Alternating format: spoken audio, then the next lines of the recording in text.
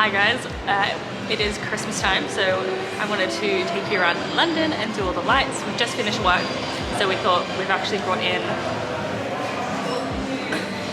Bambi Dog to show her the Christmas lights.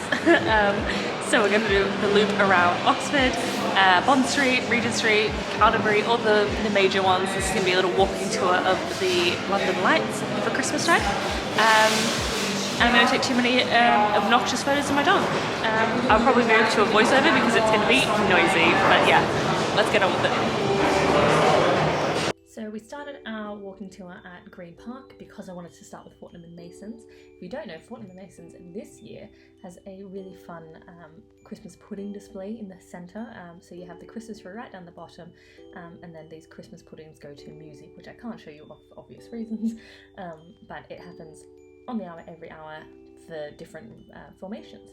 I also did a little walk around just because they have some really cool Christmas decorations in this Christmas shop. Like, how fun is this? And then I have a soft spot. I was so close to buying that. I have a soft spot for any of those ornaments that are just stitched. What do you call it? Embroidered. I just really like them. I think they look really classy, but they're always very expensive, considering a machine probably made them. But yeah, there's lots of cute Fortnum and Mason's ones in there. The whole Christmas shop was amazing. I didn't want to make the whole video of this, but you can see this whole table was just Fortnum and Mason's themed ones, but they have much more going on in the store. I also really enjoyed this little moving Santa in a snow globe.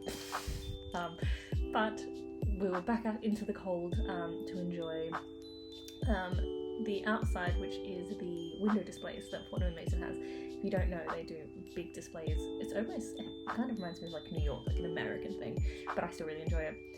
So these were some of my favourites. I didn't film all of them, like I said. This literally could have been a 20-minute video of just Fortnum and Mason, the amount of stuff they have. But yeah, just super cute, super Christmassy. A good way to start the tour off in a little festive spirit. Across from Fortnum and Mason's is the Burlington Arcade, which is a cute little arcade with, it's mostly menswear shops in there, but the decorations are very pretty and you can get some really nice photos, as you can see behind the Instagram.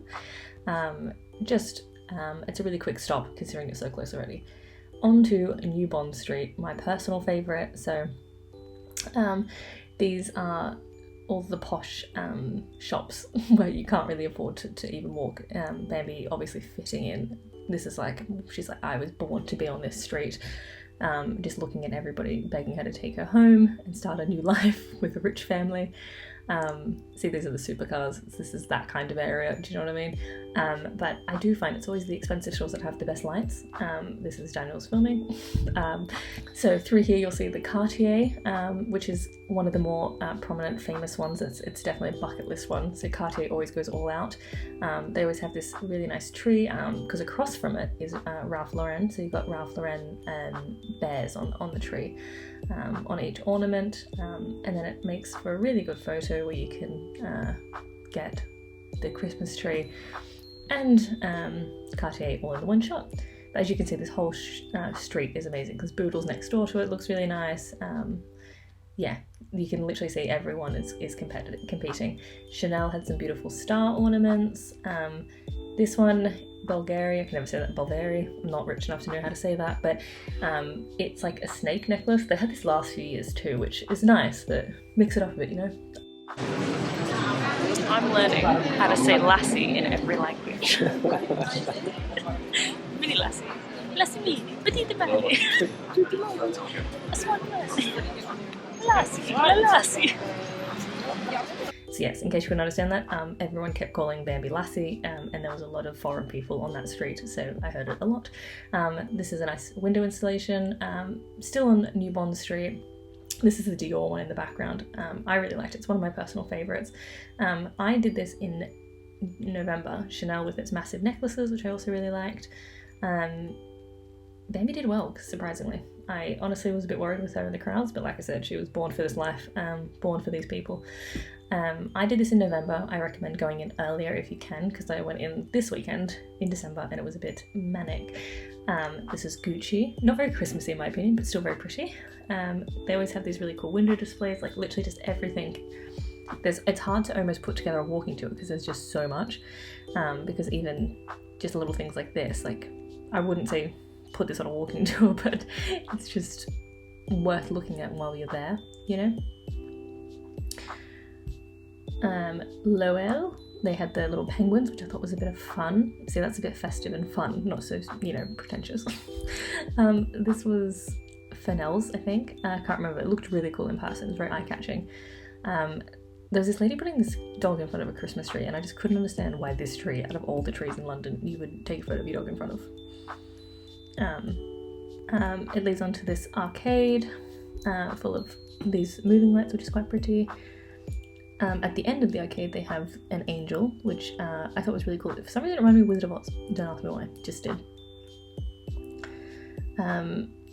Then we got on to Oxford Street. So Oxford Street is the main one that you'd know about, but there's a secret one called St. Christopher's, but they've got a Christmas bar called the Christmas Place. It's a little walkway off Oxford Street, and you get into this little alleyway, and it's all very Christmassy and pretty. And look how quiet it is here versus Oxford Street, which is manic. So it's very pretty and colourful. It's also really nice in not Christmas time too, so you should check it out. The whole place was just so festive, all the warbles in all the gardens of all of the restaurants in this beautiful square. So, and it's a little sneaky hub. It's right near Harry's, if you know the restaurant.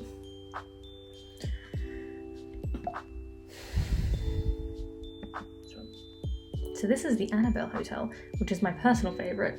I looked up how much it's a private members club.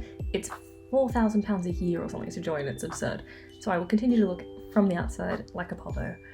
Back on Regent Street, just looking at some of the nice pretty lights. And then honestly, this one I was walking down to Carnaby Street and we just passed this one on the way. And it's like, that's what I mean. There's just so many in London. You come across ones you didn't even know were a thing. I feel like I'm bringing Country Boy to the city. You're like, wow, so many lights. Oh, I know these brands.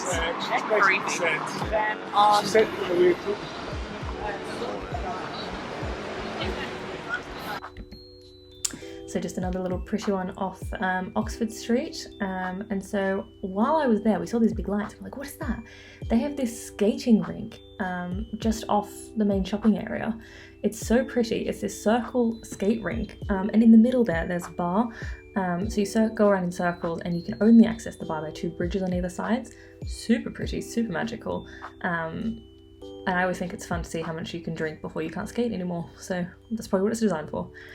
So we're back on Regent Street, Oxford Street, just to get down to Carnaby. This is Bambi saying, oh my god, the lights are so pretty. I've never seen anything like this. What is Christmas? I can't even remember what store that is, but it was a really cool green display. You don't see those often. And yeah, the whole street just looked really pretty here. And not too busy, which is nice.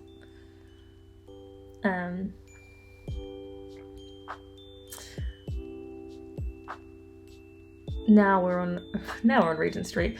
This is my favourite, the grand piece de resistance, everything. The reason you come into London is for these ones. These are the angels. They go down the whole street. They're very pretty. If you want to get good photos, the best way to do, and you didn't hear it from me, but go into the median strip in the middle. A few people have also gotten that idea, but I've been doing it for years. I take credit. I started the trend. But yes, it's definitely a good way to get no one in a shot and you're in the centre. We got to go past Liberty as well. They didn't do too much, just a few trees, but I thought include it nonetheless.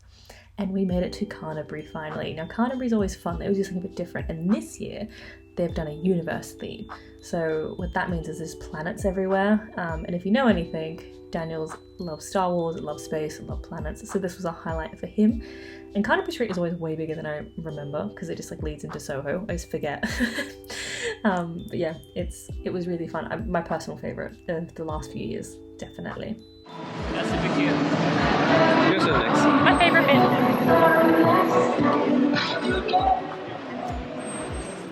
And then we went back out just to look at the Regent Street's Angels again, and we walked down to Piccadilly Circus because that's the train station that we needed to get home. So thank you so much for watching. Remember to subscribe so you can see more Christmas videos, and next time I will see you later.